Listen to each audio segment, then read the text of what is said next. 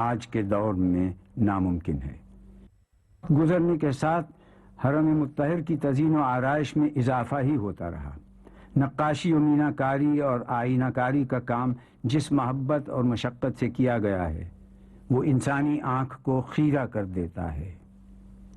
فرش اور دیواریں سب سنگ مرمر سے مزین ہیں، قیمتی فانوس، قندیلیں اور قمقم آویزاں ہیں۔ علی کی صفات، شخصیت اور خوبیوں کا احاطہ کرنا ناممکن ہے۔ اگر آپ کے علم کی بات کی جائے تو آپ منبر کوفہ سے ارشاد فرماتے ہیں کہ پوچھو مجھ سے جو کچھ پوچھنا ہو، کوئی زمین کے راستوں سے اتنا واقف نہ ہوگا جتنا میں آسمانوں کے راستوں سے واقف ہوں۔ نہج البلاغہ میں آپ فرماتے ہیں اگر میرے لیے مسند بچھا دی جائے تو میں اہل انجیل کو انجیل کی روح سے اور اہل زبور کو زبور کی روح سے اور اہل قرآن کو قرآن کی روح سے فیصلے کروں۔ ذوق او دروازه شهر علوم، زیر فرمایش حجاز و چین و روم۔ شجاعت و شہامت آپ کا امتیازی وصف تھا۔ آپ رسول خدا کے ساتھ غزوات میں شریک رہے اور فاتح خیبر و بدر و حنین کہلائے، مگر جنگ میں بھی آپ نے کبھی حدود الہی سے تجاوز نہ کیا، اور یہ کام امام ہدیٰ ہی کر سکتا ہے۔ ایک موقع پر جب دشمن نے مغلوب ہو کر آپ کے چہرے پر تھوک دیا تو آپ اس کے سینے پر سے اتر آئے کہ اب اگر میں نے اسے قتل کیا تو اس میں رضائے الہی کے ساتھ میرا نفس بھی شامل ہو جائے گا۔ یہ شجاعت کی اعلیٰ ترین مثال ہے جس کی کوئی نظیر پیش نہیں کی جا سکتی۔ پیش او نی آسمان نی خیبر است، ضربت او از مقام حیدر است۔ آپ پیدا ہوئے اللہ کے گھر میں اور شہادت کا رتبہ بھی ملا اللہ ہی کے گھر میں۔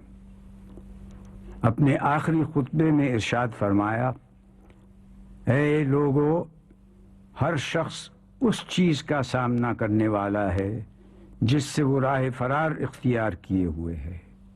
جہاں زندگی کا سفر کھینچ کر لے جاتا ہے وہی حیات کی منزل منتہا ہے۔ موت سے بھاگنا اسے پا لینا ہے۔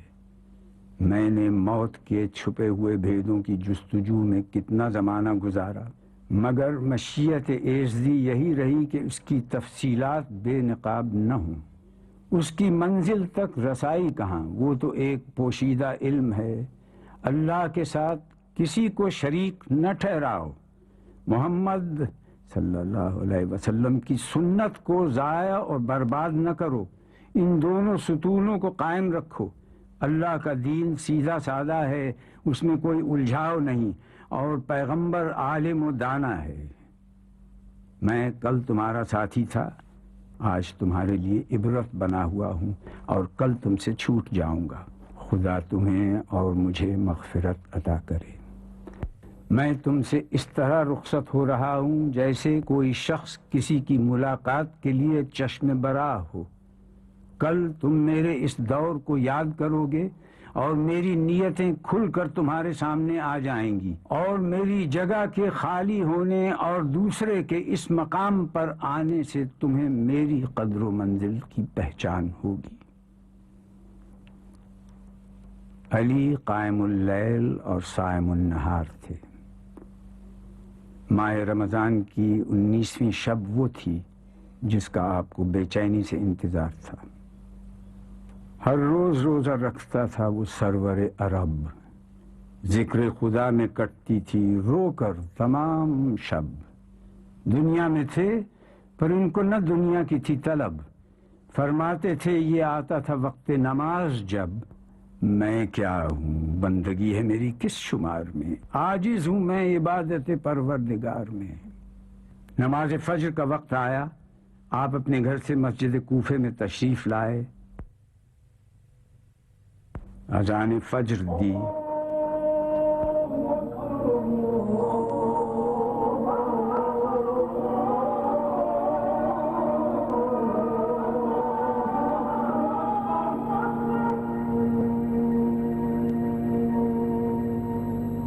اور نماز نماز فجر کی پہلی رکعت میں سجدے سے جیسے ہی سر اٹھانا چاہتے تھے، ابن ملجم کی زہر میں بجھی ہوئی تلوار سر پر گری،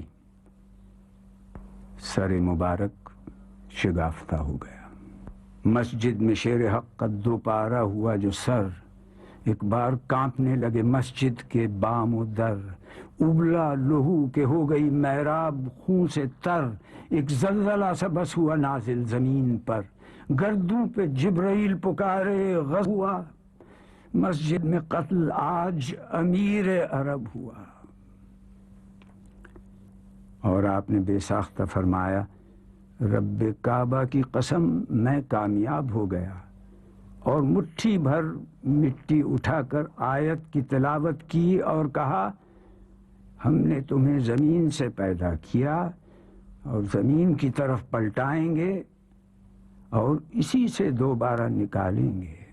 شہادت سے قبل حسن اور حسین کو وصیت کی اور کہا، اللہ سے ڈرتے رہنا، دنیا کے خواہش مند نہ ہونا، اگرچہ وہ تمہارے پیچھے لگے، اور دنیا کی کسی ایسی چیز پر نہ کڑھنا جو تم سے روک لی جائے، ظالم کے دشمن اور مظلوم کے مددگار بنے رہنا۔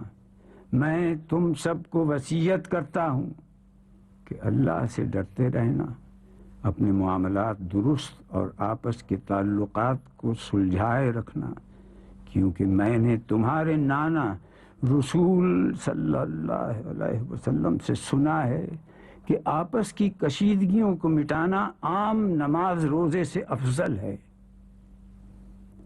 دیکھو، یتیموں کا خیال رکھنا، تمہاری موجودگی میں وہ تباہ و برباد نہ ہو جائیں، کہیں ایسا نہ ہو کہ قرآن پر عمل کرنے میں دوسرے تم سے سبقت لے جائیں۔